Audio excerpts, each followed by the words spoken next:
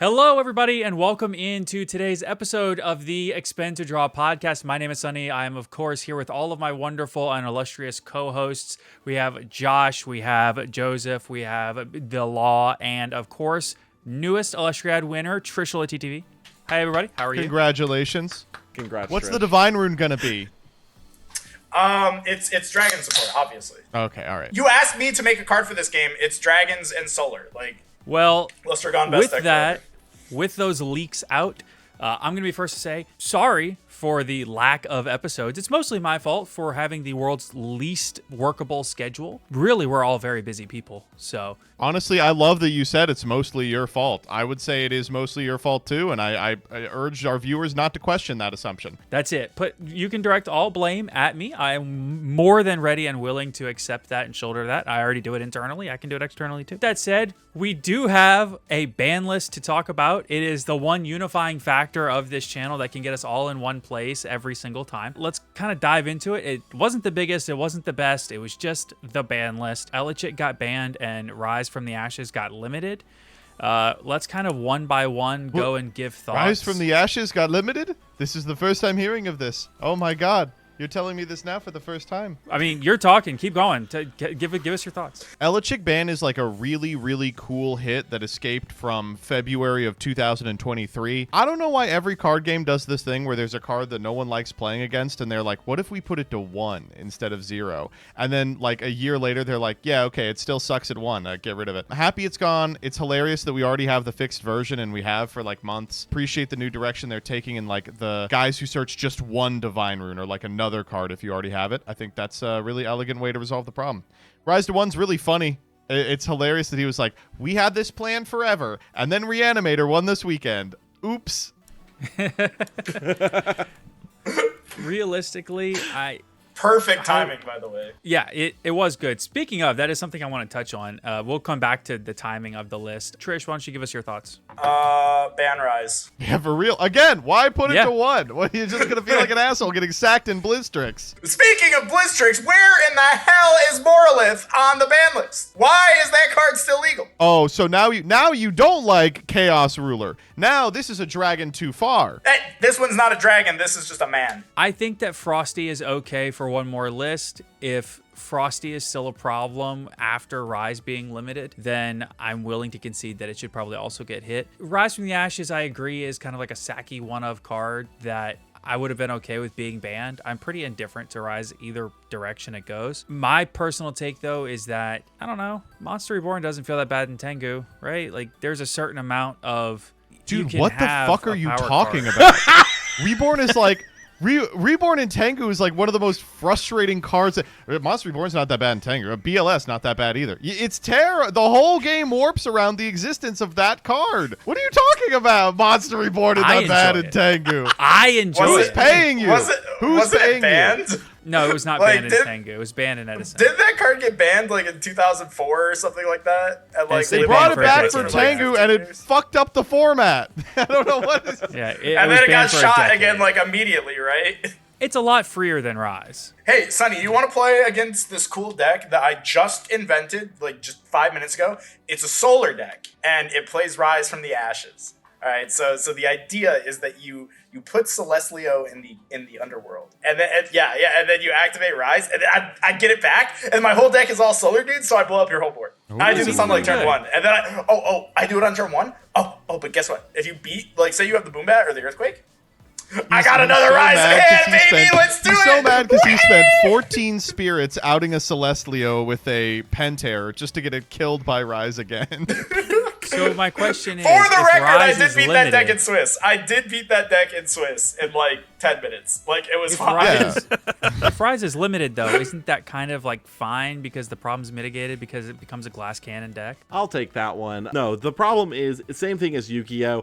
All these cards, even as one-ofs, if it's a one-of, you're gonna get sacked by it, and it just like, obviously, yes, it makes it to where you can't do these build around decks anymore, specifically around the interactions of Rise, but it makes it to where any heavier drop deck can just play Rise, and if your opponent draws it and plays it against you, it is going to feel like the worst fucking thing imaginable, because it's a one of now, and it's going to lead to bad experiences overall. Hermes, send Blitztrix. Rise, summon Blitztrix. All right, well that doesn't sound very good because you have to play Hermes, but I like the concept.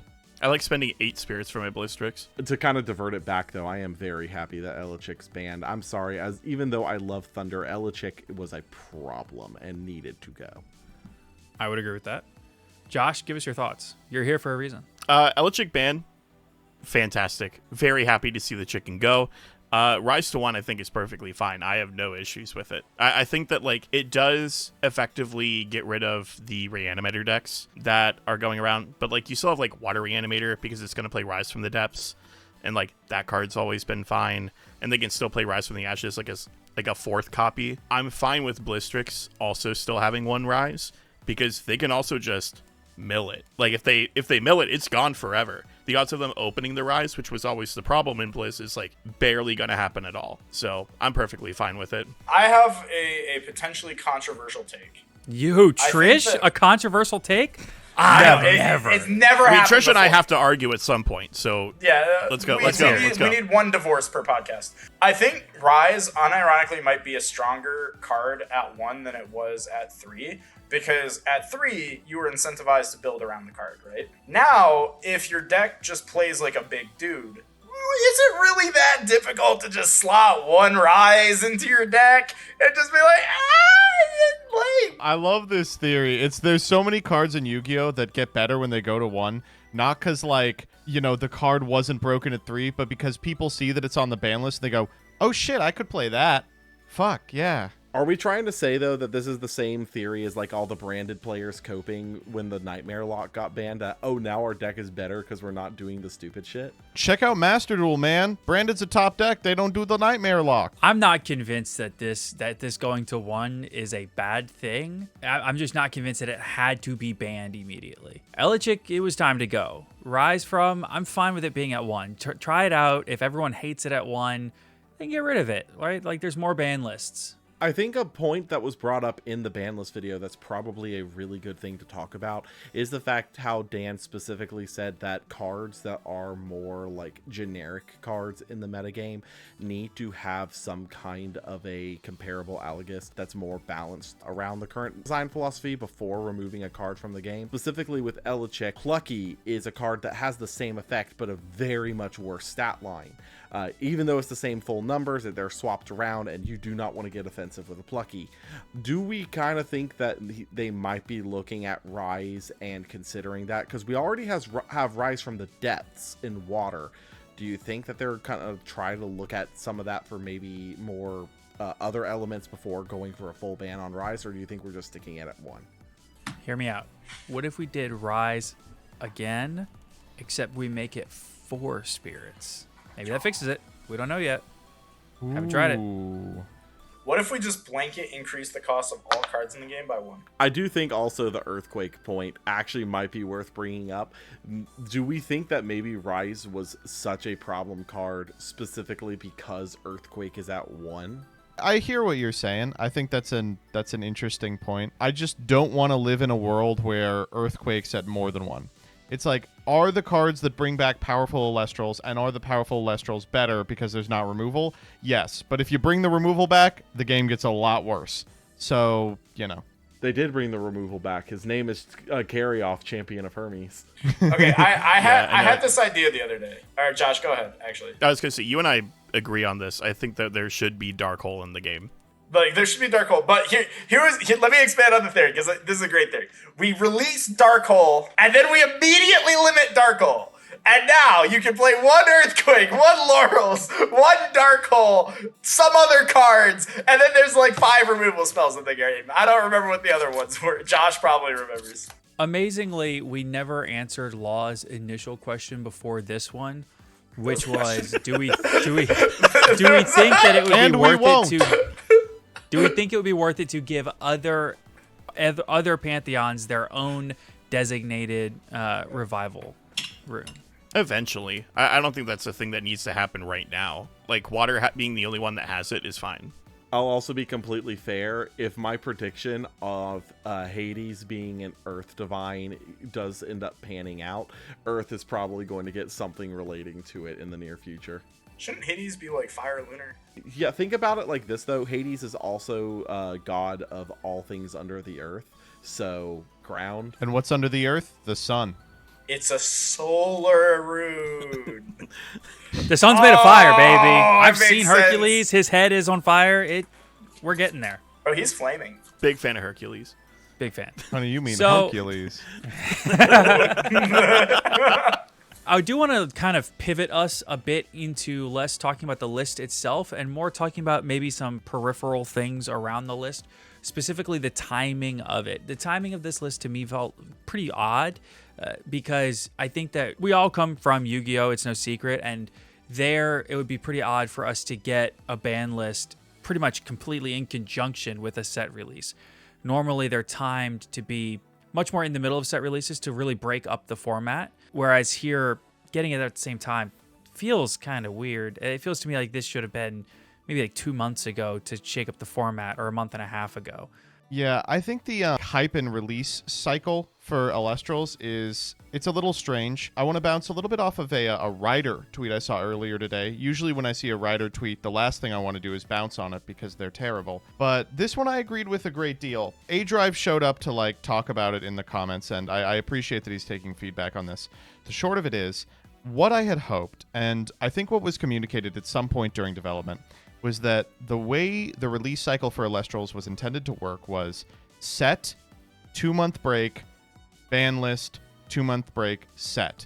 So that, like, there was frequently, like, some sort of brewing with respect to the metagame, sometimes spurned by, like, a new card release, and sometimes spurred by a shakeup of the metagame in the form of a ban list. Obviously, you know, things change, and, you know, there was leeway given with respect to, like, we'll do X if we think X is a problem, or if there's no problem, there's no reason to release a ban list. But for now, it seems like we're in a position where 2 months before the end of Moonrise format, we were given a whole bunch of new cards to obsess over that, to me, kind of sucked the hype out of the back end of the Moonrise format. 2 weeks before the release of Firestorm, we're given a new format for which I believe there will not be a premier level event played under this set. And then Firestorm releases and fucks everything up anyway. So I just think it was kind of a missed opportunity to play around in a post-Rise format. You know, would Blizzstrix still be something you need to consider when building decks and sideboards? And will never be able to. Just seems like... And the upside of it is it gets us into a hype cycle 2 months before set releases that we still don't have.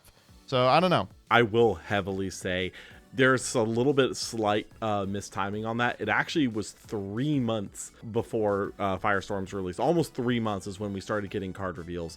And kind of on that same back, I think that they revealed Firestorm way too fucking early. Like, just I understand they wanted it was like a month after Moonrise came out, wasn't it? Right at a month after Moonrise came out. Specifically, Moonrise became legal for tournament use on February 1st, and Firestorm started getting revealed on March 1st. That was a huge problem. I heavily disagree with the fact that they did that, and I think they've kind of learned the lesson on that. I think the reason they did that was so that they could tie Firestorm in with Dallas, but kind of to Joseph's point, the fact that we got Firestorm reveals starting at a month after Moonrise pretty much deflated a bunch of the back half of Moonrise's just format in general. Like, while it should have been like super interesting that we had such a diverse format, which is really cool in that respect, I do also kind of agree with Joseph's point that we probably should have seen this ban list hit earlier. If this is really something that they've been looking at for a long time, maybe we should have gotten it sooner rather than later. I guess this is kind of where I would want to hear from like people down in the comments, just like survey time. Because something I remember, I don't know if you guys remember this, but right after the premiere, after Firestorm reveals started, I think this was the second premiere of Moonrise, and before they released the new pricing structure, there was a lot fewer people at that premiere because I think people stopped caring about Moonrise because they played a tournament with it, and it's like, oh, well, I can start theorying for Firestorm now. And people really only got brought back in, I think, because they changed the pricing structure. And that worries me. So I'm curious to see if that was like actually something. Like, if you stop playing Alestrals because of the Firestorm reveals, like killing your hype for Moonrise, please like comment below, I guess. I really do think that the team is taking this feedback and really processing it, because in the mentioned Ryder tweet, like you said, Joseph, Dan was in the replies of that tweet, and he did mention that he kind of saw how releasing the Firestorm cards so early kind of has impacted the hype of the set. I think it's different when you have... One of the weirdest things in Yu-Gi-Oh! To me has always been that we have so much of an upcoming set available to start theorying with 3 months in advance of its release because of its release in the OCG. It's pretty weird to me to have Alestrals mirroring that without there being an alternate format. It feels to me like we should be getting the Firestorm releases now and just like really be building the hype for the set now. I do understand why a small startup game would want to build the hype for the set while the pre-orders are coming in. That way they can like drive pre-orders and it really helps the company a lot. But I think that for the overall health of the publicity of the game, it really should be something that's happening right now. That way it really creates this big push right as the set is dropping. Well, and you can generate a cycle of hype as well off of a ban list. Magic the Gathering, it's not that big of a deal because frequently for something to be banned, it's a bit of a foregone conclusion. But like in Yu-Gi-Oh, I know more people that live and die in terms of cycles of hype based on the ban list than set releases. Like, we could give a fuck if the new Legendary Duelist set comes out next week, but if they release a ban list that semi-limits X Dryziel, everyone I know is hopping back on Dueling Book for a week to jam the exact same deck with one fewer card. And I think it's unfortunate that we're not really capitalizing on that in Alestrals. Yeah, I guess what I'm saying is I think it will be. Yeah, I know that the team has already been forthcoming and being like, we maybe made a mistake. But that's kind of, for me, that's been the ban list experience. And it feels like really rough because if something comes out in Firestorm that's so crazy it necessitates an emergency ban, hypothetically, then, we just had a ban list. So it's going to look really weird to be like, okay, 2 ban lists in 3 weeks. Oops. Makes me wonder if they're going to go back on track with the original schedule that they had and going back to like the 2 month. So Firestorm releases 2 months, next set, 2 months, etc. Or are we now stuck into a certain rotation where now we're going to wait for the entirety of Firestorm to play out for another ban list to come up? Or really adjust the schedule. Kind of jumping on Josh's point, they did specifically say the reason that they didn't do a ban list at the 2 month mark for Moonrise is because following Dallas, the meta was so like weirdly shaken up and there was not really what would you even ban? Yeah, exactly. I don't know, maybe Elichick, just as a thought. Yeah, well, okay, yes. Obviously that. But my point there being, though, is that they were saying that they didn't really want to mess with the current limitations because the meta was so diverse, because there were so many different decks vying for a top spot, that even if they were to just ban something generic like Elichick, a hit to Rise at that point would have removed a good chunk of Blistrix's representation in the format. And I get why they wouldn't have wanted to do that, just solely because they didn't want to stifle the meta like developing the way it needed to. Now, obviously, in hindsight, we see the Elichick ban and we're like, well, why didn't you do this at the 2 month mark if this was if you knew that this was a problem and we already have a viable card that can kind of facilitate the same thing for combo decks in Plucky? Why did y'all wait? And I think that as we've kind of discussed at this point, it's kind of hindsight's 2020.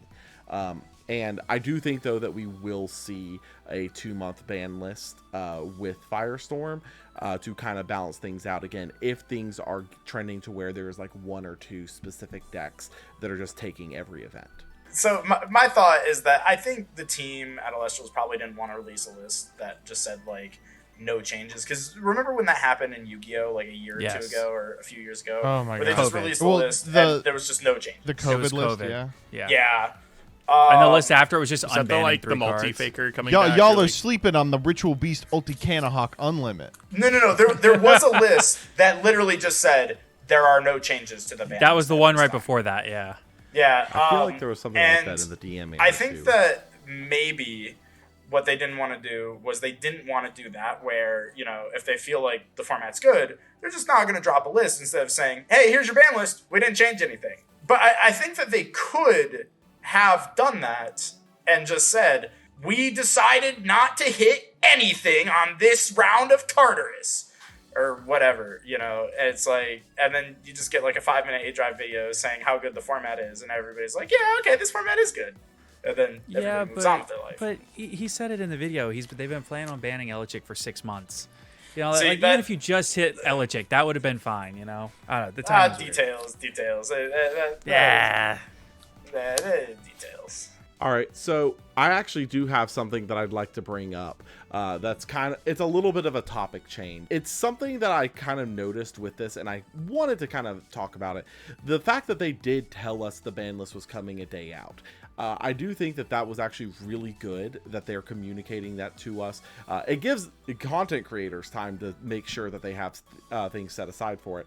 But an idea that I kind of wanted to kick by you guys and see what your thoughts on were, specifically because I saw this idea taken with Marvel Snap.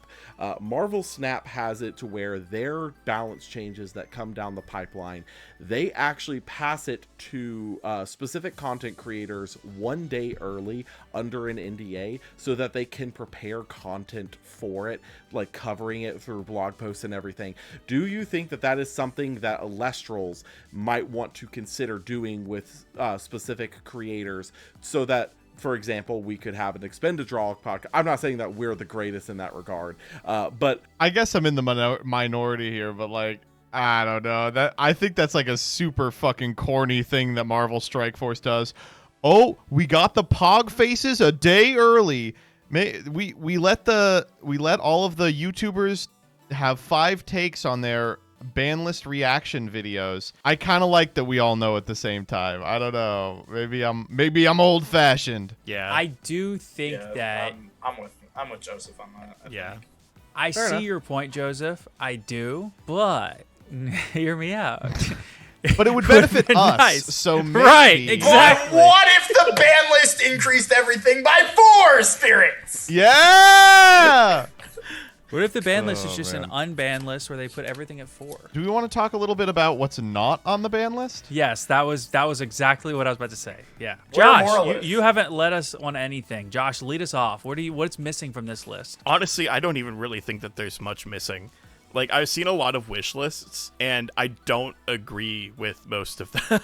Can we talk about that one wish list that was on Twitter? Can we talk about that? Yeah. Let's talk about that one wish list. Let's make fun of a guy on specific Twitter. wish list. Let's go. Yeah, We're singling people out. Please. The go. one on the Knots Twitter that I did not make.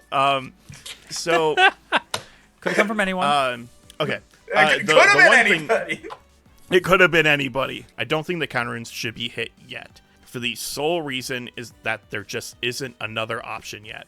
Like, we can't hit those cards until other cards have been printed to fill those slots. And then Gorgon's going to 1 or banned, perfectly fine. Shield, BTA, whatever you want to do with them. But until there's viable replacements for those cards, nothing can be done about them.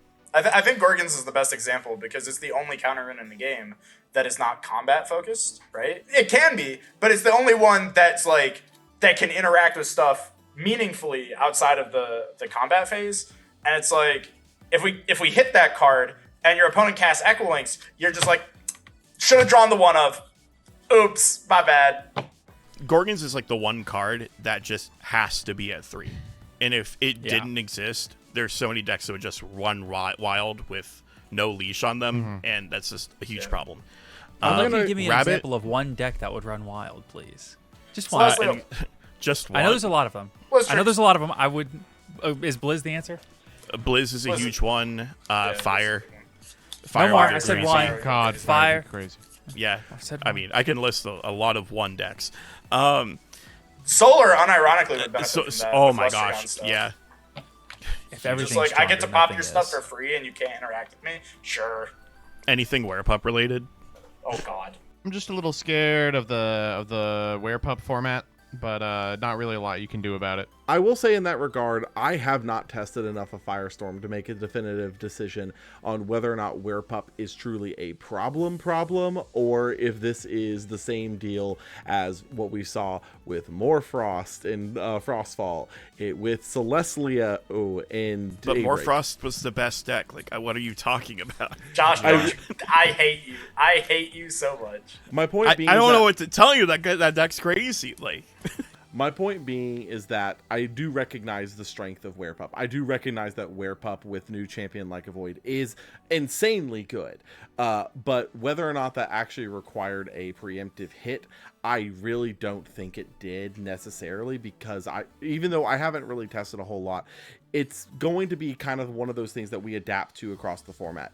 Therogeist getting a preemptive hit was very specific because, let's be completely fair, if every deck could do Full Moon Therogeist, that would have been a serious problem. Every deck being able to do Werepup, Search Full Moon, go into Champ Like a Void, I don't think it's going to be a problem in the sense of there's literally no outs. I think it's just going to force a development on being able to either play into it better or be able to circumvent it with other strategies.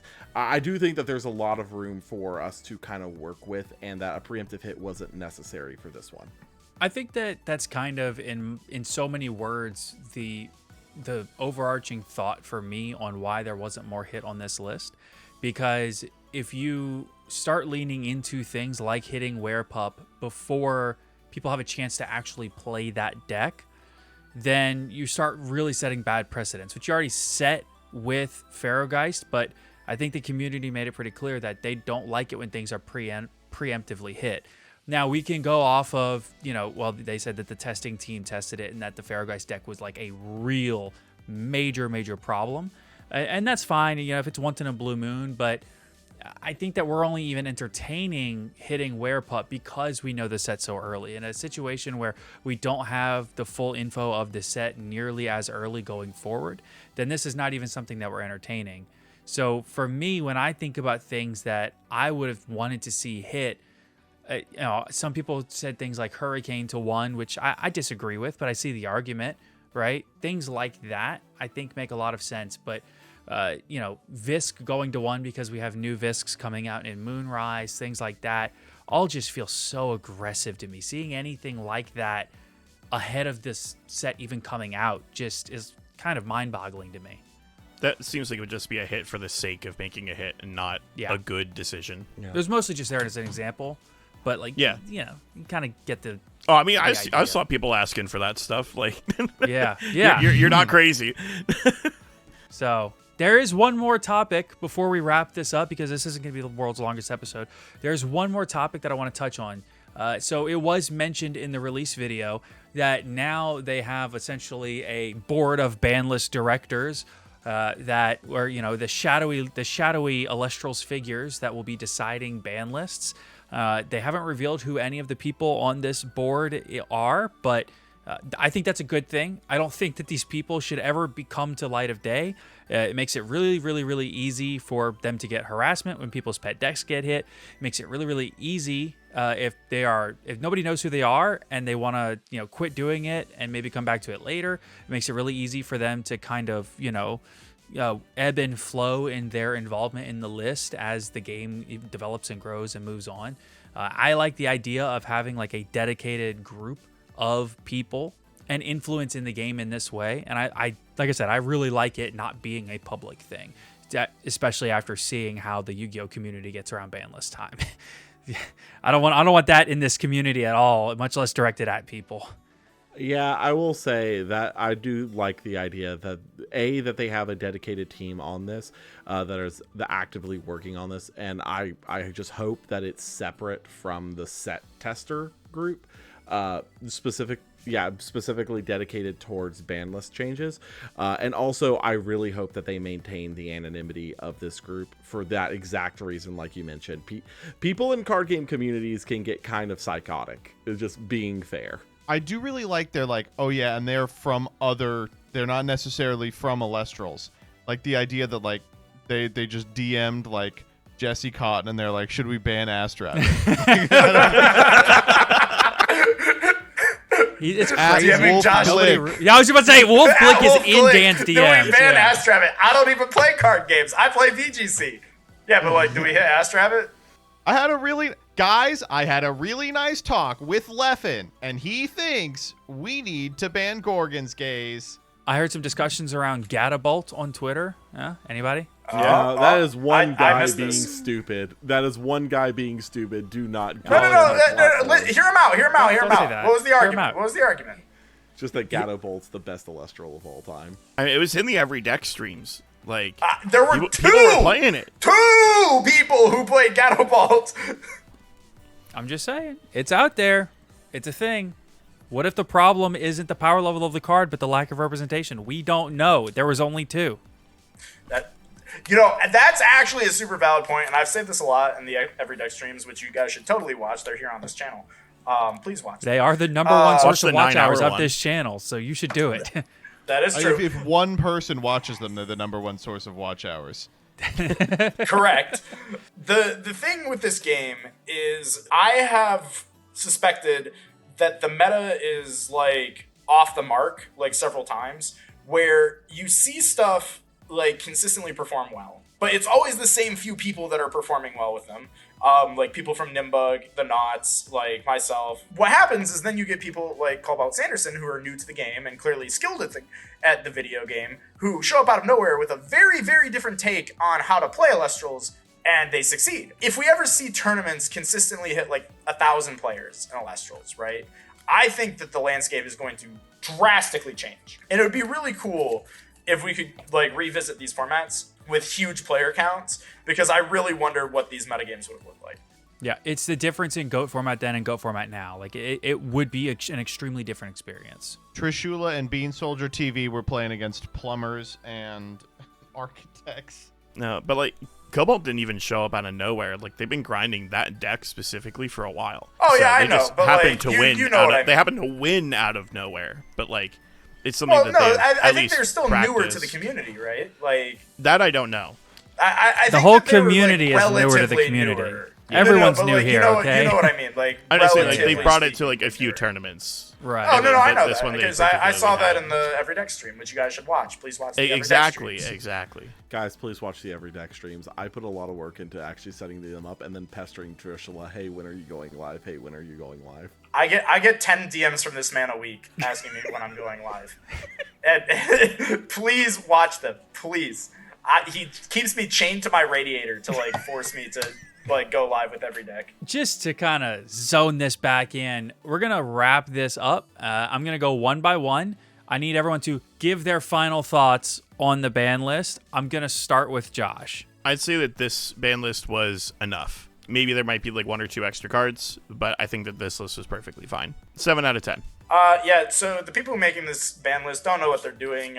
They left the most powerful card in the game unhit, which is Titanostock. Titanostock is just way too much of a problem. It needs to be nerfed again. They should have banned it. Like, dumbass ban list group. Like, should have banned Titanostock. 0 out of 10. Joseph, What? fair enough. Mark? Honestly, I'm happy with the ban list. I just wish we would have gotten it 2 months ago. 6 out of 10. Overall, I think that the ban list did a lot of good. I think that it didn't go too far into the hits. It was just kind of late in giving them to us. No Gatabolt, though, so 6 out of 10. Guys, please don't enable Alestral's Realms. Please.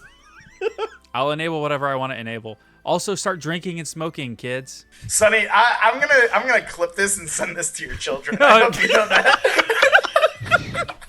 All right. Well, hey, thank you everyone so much for tuning in to today's episode of the Expend to Draw podcast. If you want to see more of these, then comment down below telling us that we don't do enough of them. Hopefully that will fix our schedules. Surely. It won't. Surely this will do that. Thank It you will all not. again. Of course, tune into the streams. And until next time, have a good one. And happy shout casting? outs I to- forgot what I say. Happy casting. I say happy Yeah. casting, but also I want to say shout out See you to later, our unofficial Castholes. 5th member of Caster's Corner, Josh. Oh, He yeah, has yeah, been on I'm here basically for good. every one of these episodes. He's on here for good, he says, as I remove him from our chat. I'm here.